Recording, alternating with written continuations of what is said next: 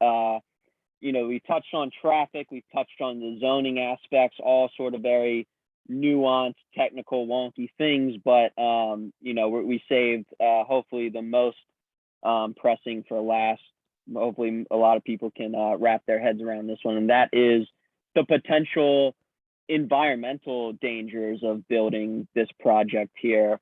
I'm glad we have a river keeper who has worked all around the state to talk to us about this, but regarding that, the smear blog about us and defending the project, even in their picture defending the project, you can see that it's clearly right next to an agricultural preservation, right by Limestone Valley Farm. So Fred, could you maybe talk to us about what are some of the environmental concerns of this project? Well, sure. I mean, this is about location, and then you've set the context. Let's look at the context for this particular site, okay? What's already there, all right? It's a site that has rolling hills, farms, it has ravines that basically the entire region drains to a part of the Patuxent River. Part of the Patuxent River there also has been shoved under into a culvert under the gas station that's already there. So there's already a cut. You talk about death by 1,000 cuts. There's a major cut that the county already permitted that already occurred at this site that essentially puts the headwaters of one of the main streams that feed into the Patuxent River into a culvert under a gas station. We'll never get that back. We'll never get that natural resource value back. To add insult to injury, they now want to essentially pay pretty much the entire region around that, which means that the existing slopes and the sensitive lands, when I say sensitive lands, I mean lands in the area near a creek or a stream, lands that are freeable soil because they've been farmed and tilled for generations. Essentially, an important part of the, let's say, rural and open space heritage of this county that's on the block, essentially. And the stage was set, right, by putting the local water resource, water is life, into a culvert pipe.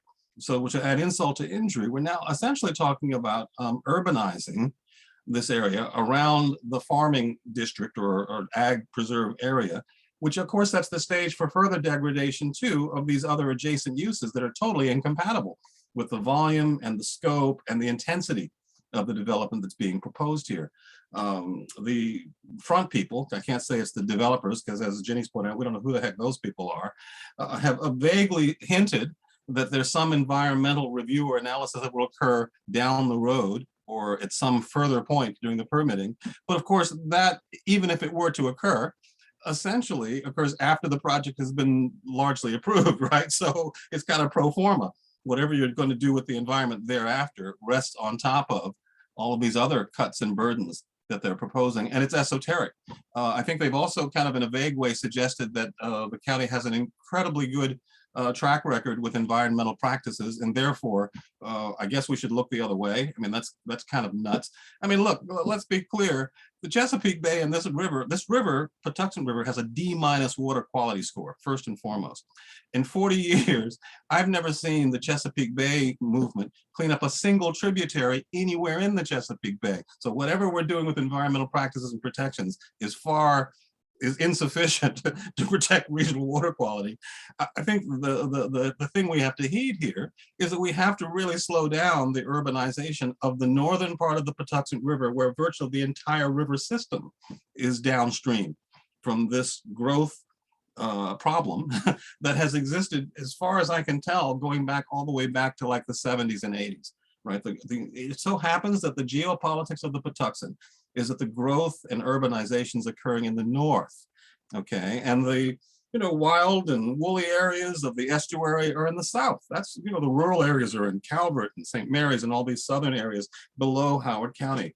Getting the county to recognize its obligation to protect water, not only within its borders, but the entire river system that is downstream of it is darn near impossible, generally because of its fixation on its own growth agenda. But basically, we're looking at something where we have some discretion. We could stop this. We don't have to do this. In fact, as far as I know, I mean, if you're talking in a big picture sense, we're building housing in the state at 30% beyond where the actual need is. We're really accommodating profits, not the ever expanding population, right? We don't do a lot of redevelopment in the state, and we don't do a lot of smart growth. Actually, I had a conversation once with the Secretary of Planning in another administration where she argued that we're all smart people, and so we only do smart growth. I am not reassured. I am not reassured. If you look at the dreary state of water quality, D- is a failure in anybody's book. It raises the bar in terms of what's going on near the headwaters. Howard County has a bigger and greater burden than any of these counties to the south of it, right? Because that's where the growth is originating. So, I mean, I can and will go on, but I mean, those are kind of the contextual things you need to look at in terms of this site. It's a very site-specific concern. It's not a boilerplate, we're anti-growth. We're actually anti-growth in some of the worst places to put growth. And this is one of the worst places in the county to put this particular type of growth. And I'm glad you used that word urbanization, because that was specifically one of the things that we were criticized for in the blog, was describing it as being in rural Western Howard County. And they said that that was, not a fair description, because I guess there's, a high school nearby. But, again, it's right up against an agricultural preservation, right near a farm. And if this is not a rural area, or if this is already an urban area, then why do we need the public service area? Why isn't that infrastructure already there? I'd imagine it would be the county paying to extend that stuff. So it would be, basically a subsidy. You raise a good point. I mean, let's be clear, in further context, they're being paid to say that. Nobody on this Zoom call is being paid to say what we're saying. We have every incentive as people who care about the resource, who care about the county, who care about the future of the watershed, to tell you exactly what's real. Anything those guys tell you is what they're being paid to say. And we don't even know who's paying them to say it, for goodness sakes, right? Yeah, no, that's a great point. Thank you for that, Fred. I don't know, Huri, if you had any follow-ups on the environmental stuff. Just really quickly, Fred, if you can recall, because I do recall, there was a lot of attempts to prevent you from testifying by the attorney, and could you describe some of that? I mean, it's a very specific event, so I wouldn't be surprised if you in a long list of events. I wouldn't be surprised that, if you don't recall it. Well, I don't actually know the particulars in this instance, but it is not unusual for advocates for development to argue that folks who have an opposing view shouldn't be allowed to testify. This particular group of players has tried very hard, I think, to sculpt the public record, to control it in such a way so that only favorable information is included. They've even managed to convince the planning board that they can't even hear certain testimony, or certain citizens or certain information should be excluded. Oddly and ironically and quite dishonestly, they've essentially argued that we're only allowed to hear information that goes to the approval criteria. So it's really a stacked deck to begin with. The reality is the planning board and any of these public deliberative bodies have the right to hear any exposition, any information that helps them make a better decision, that they themselves get to decide whether information is relevant to the criteria they're considering. The applicant doesn't get to decide the ground rules around which you get to only approve their project. But I also believe the deeper rationale is that they also want to make it harder to appeal this decision later. And we only get to appeal these things, generally speaking, on the record that has already occurred. And so if you can keep all the information out of the record that essentially is not favorable or not complementary to the proposal, you eventually cut off the citizens at the knees who want to go forward and get an appellate review of this. Really, I don't want to, I'm trying very hard not to use the word crooked. Let's say badly controlled, not adequately controlled. That much of what has occurred in these public hearings is not within the bounds of an open or transparent process. And it only serves to undermine public confidence in these processes. It's really aimed also, I think, at discouraging citizens from testifying by antagonizing them, by dragging them out in front. I mean, no one's simply said, you know, do you still beat your wife? But I mean, it's that kind of forum. And these proceedings, and I think the county is marred and is marked by the honesty or dishonesty that occurs in its public decision making. And this one's a doozy.